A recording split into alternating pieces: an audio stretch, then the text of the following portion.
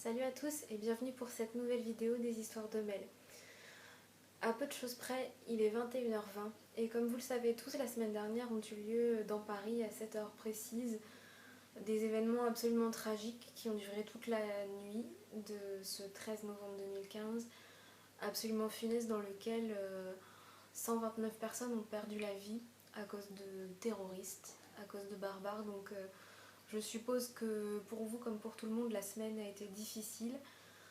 Mais c'est ma façon à moi ce soir de rendre hommage à toutes ces victimes, à tous ceux qui ont perdu la vie comme à leurs proches, comme à tous ceux qui vivent tout près du Bataclan, qui vivent tout près des cafés qui ont été visés par ces attaques. Donc comme je disais, c'est ma façon à moi de leur rendre hommage ce soir que de poster cette vidéo précisément à 21h20, puisque les réseaux sociaux nous ont appelés à faire du bruit précisément à cette heure-ci. Nous nous sommes beaucoup recueillis cette semaine et je pense que le fait de refaire une vidéo ce soir sur la culture, sur les livres, sur le partage, c'est une belle façon de continuer à vivre comme il le mérite, parce que clairement, si nous nous arrêtons de vivre, si nous laissons gagner les terroristes, tous ceux qui sont tombés la semaine dernière seront tombés pour rien. Donc voilà, je continue les vidéos des histoires de Mel. Je n'ai que peu écrit cette semaine parce que je ne trouvais pas les mots, je ne m'en sentais pas capable. Tout simplement parce que le choc était énorme. J'ai des amis proches qui étaient à Paris, qui étaient très près du lieu des attaques. Donc jusqu'à ce que je sache qu'ils allaient bien, ça a été difficile. Et puis ensuite, les victimes sont toutes très jeunes, donc je me suis sentie concernée, je me suis sentie touchée parce que voilà, ce sont des gens qui avaient mon âge, comme je pense qu'on a tous été touchés, ce qui fait que je n'avais pas les mots.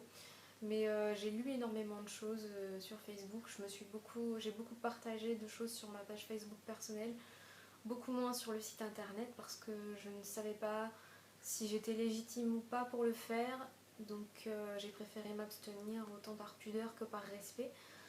Mais je vais lire un texte de quelqu'un que j'admire beaucoup et dont j'ai déjà parlé sur le site internet des histoires de Mel. C'est Grand Corps Malade, parce que je trouve qu'il a encore une fois eu des mots absolument magnifiques pour parler de cette tragédie et pour donner un petit peu d'espoir. Donc voilà, je vais vous lire ce texte en forme d'hommage, puisque moi je n'ai pas été capable d'en écrire un, à mon grand regret, mais après tout voilà, autant utiliser les mots de ceux qui savent écrire et ceux qui sont légitimes pour le faire. Donc Grand Corps Malade a publié ce texte sur sa page Facebook quelques jours après les attentats, je ne sais plus exactement, ça devait être mercredi, je crois. Voilà, et il a intitulé ce texte Un pays blessé peut être intelligent. Après 3 jours d'une tristesse infinie et d'une gueule de bois sans précédent, ce matin, je suis optimiste. Comme beaucoup, j'ai lu la presse, regardé la télé, parcouru les réseaux sociaux pour comprendre ce qu'on était en train de vivre, pour mettre des mots sur l'indicible, pour regarder mon pays. Alors bien sûr, j'ai vu de la peur, un peu de haine, du désir de vengeance. J'ai même vu quelques gros cons aussi vulgaires qu'indécents. Mais j'ai surtout vu de l'espoir. J'ai surtout vu du courage et de la dignité. Comme ce veuf qui déclare aux terroristes dans un texte incroyable qu'ils n'auront pas sa haine ni celle de son fils de 17 mois. Comme cette vieille dame qui affirme que nous fraterniserons avec 5 millions de musulmans et que nous nous battrons contre les 10 000 barbares. Comme ce journaliste qui déclare que personne ne pourra nous prendre ce qui nous constitue. Comme cet enfant qui répète que les fleurs et les bougies, c'est pour nous protéger. J'en ai vu et lu des dizaines comme ça. Merci. On dit d'un animal blessé qu'il peut être dangereux. Je découvre aujourd'hui qu'un pays blessé peut être intelligent. Ce matin, je suis optimiste et j'aime mon pays comme rarement.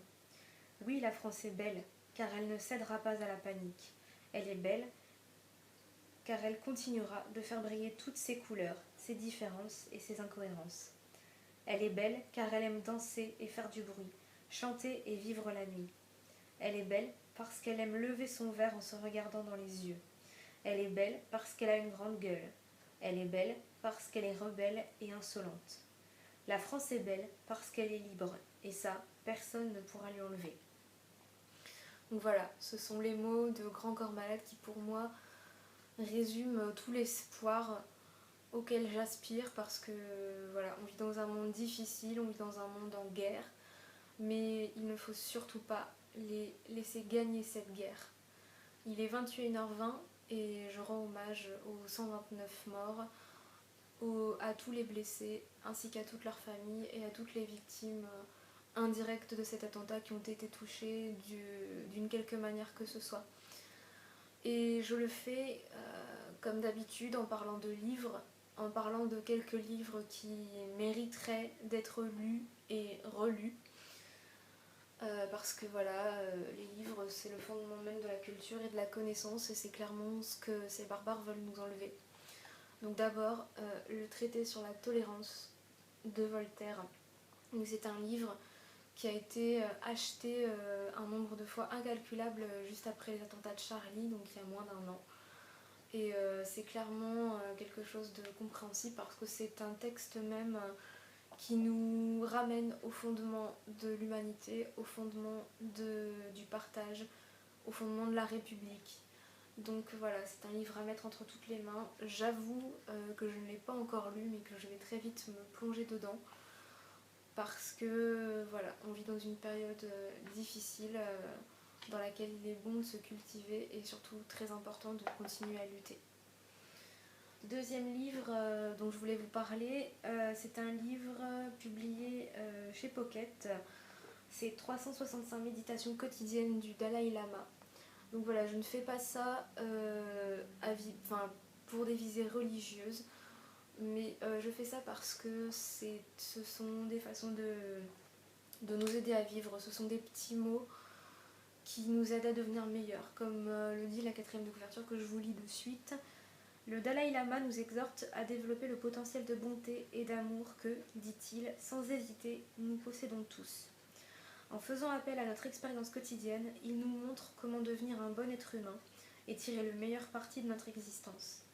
Il met constamment l'accent sur la responsabilité universelle, la prise de conscience que chacun de nous, en tant que membre de la famille humaine, peut être un artisan de la paix et un protecteur des êtres. C'est Mathieu Ricard qui signe cette 4e de couverture, comme voilà, il est très concerné par le bouddhisme en France. Et clairement, les pensées du Dalai Lama et ses méditations quotidiennes sont à mettre entre toutes les mains. D'ailleurs, le Dalai Lama le dit, la religion en fait n'est qu'un prétexte au terrorisme, il n'est certainement pas une excuse, parce qu'aucune religion ne prêche le meurtre et la paix. Et ne prêche le meurtre et ne va contre la paix. Voilà, je bafouille parce que l'émotion est encore forte pour moi. Ma fac a été touchée, un des professeurs de la fac de Bordeaux a été tué dans ces attentats, donc nous sommes tous touchés ici à Bordeaux. Et l'ambiance a été très lourde, donc voilà.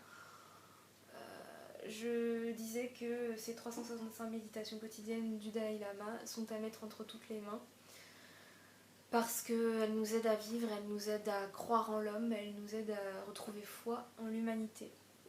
Et dernier livre, beaucoup plus qui concerne beaucoup plus mon domaine de prédilection, mon futur domaine professionnel, c'est La cause des livres de Mona Ozouf. Donc c'est un essai sur la littérature et qui nous montre à quel point la littérature et l'histoire sont liées et n'ont jamais fini de broder les motifs inépuisables de la complexité.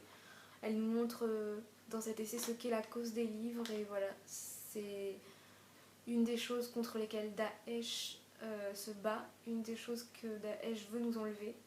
Donc encore une fois, tout ce qui trait à la littérature, tout ce qui a trait à la musique, tout ce qui est culture doit être absolument partagé dans les temps que nous vivons parce que il ne faut absolument pas les laisser gagner. Voilà, il doit être un peu plus de 21h20 maintenant et je termine cette vidéo d'hommage aux victimes des attentats de Paris en vous rejoignant très vite pour deux nouvelles vidéos sur deux nouveaux livres que j'ai apprécié. Je vous dis merci de l'avoir regardé. Vraiment, je vous souhaite du courage à tous pour faire face à ces événements, pour continuer à vivre. Et je vous dis à tout de suite.